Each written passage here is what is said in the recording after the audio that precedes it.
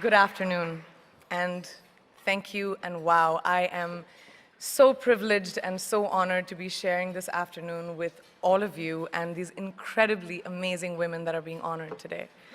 I'd like to extend my congratulations to each one of you, Octavia, Michelle, Kelly, Patty, and all 50 women that have been included in the Impact Report.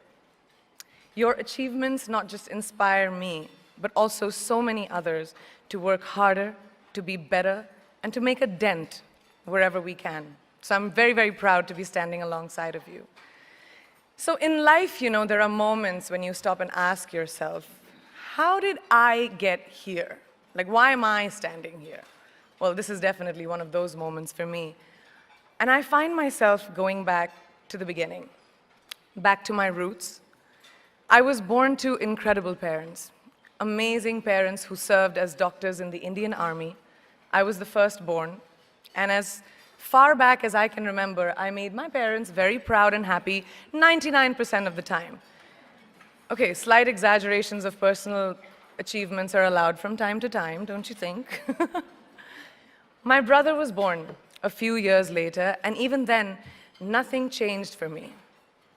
We were both given equal opportunities, and I want to emphasize this. I want to really emphasize this for you because I don't think a lot of people might understand that being equal might seem very normal. But where I come from, India, and a lot of developing countries around the world, more often than not, this is an exception. It's actually a privilege. My first experience of the glaring disparity between boys and girls came at a very, very young age. I grew up in a middle-class family with extremely philanthropic parents who constantly reminded me and my brother how lucky we were and how giving back to those who were less fortunate was not a choice. It was a way of life. Simple. I was 7 or 8 years old when my parents started taking me on these visits in a traveling clinic to developing communities around and villages around the city that we lived in called Bareilly. We were packed into this ambulance, and my parents would provide free medical care to people who couldn't afford it. My job at the age of 8 was assistant pharmacist. So I would count all the medicines, put them in an envelope, and give it out to patients, and I really took my job very seriously, very seriously. But the more I went on these expeditions, the more I began to notice the simplest things that distinguished a boy from a girl, or a man from a woman. For example, girls were pulled out of school when they hit puberty because they were considered ready for marriage and babies. That's 12 and 13, while boys still enjoyed their childhood. Or basic human rights, such as healthcare, were denied just because they were women. Let's call this whole experience trigger number 1 for me. Fast forward a few years and many, many triggers in between. Like a producer-director, for example, early on in my career, I must have been about 18 or 19, telling me that if I didn't agree to the ridiculous terms or painfully low salary in his movie, that he would just replace me. Because girls are replaceable in the entertainment business. That was a memorable one. Made me decide to make myself irreplaceable. But I think what really moved the needle for me and ultimately led me to create the Priyanka Chopra Foundation for Health and Education, and around the same time partner with UNICEF, was an encounter with my housekeeper's daughter. About 12 years ago, I came home from set early one day, and she was sitting in my library reading a book. And she must have been 8 or 9 years old, and I knew she loved reading. So I asked her, I was like, it's a weekday, why aren't you in school? And she said, oh, I don't go to school anymore. So I went and asked her mother, and I said, why isn't she in school?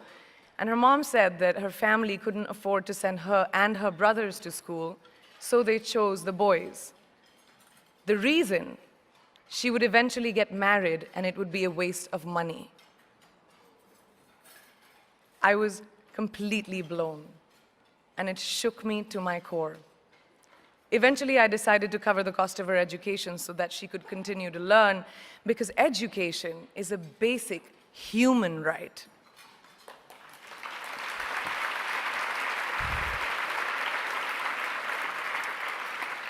And a huge necessity, especially today. From that point on, I was determined to make a difference in as many children's lives as I could, in whatever big or small way that I could contribute.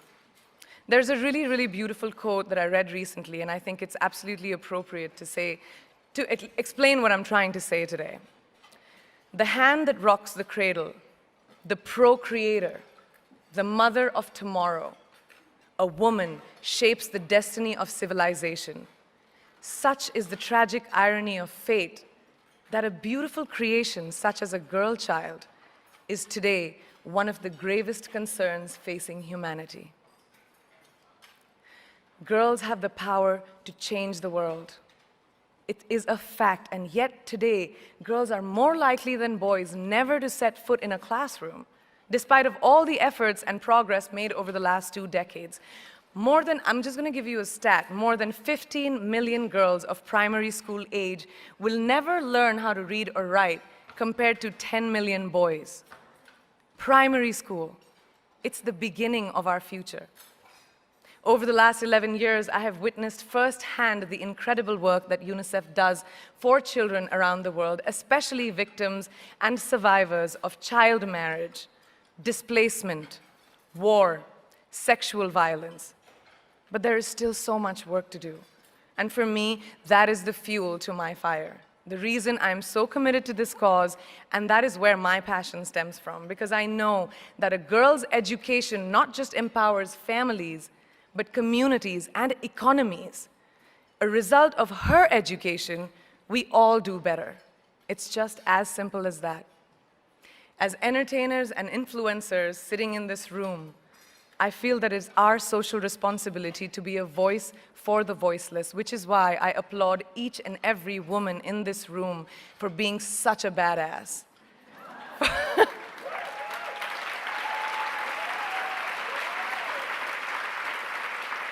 For using your platform and your voice to contribute to change, and for ensuring that there is not even one lost generation as long as we are alive.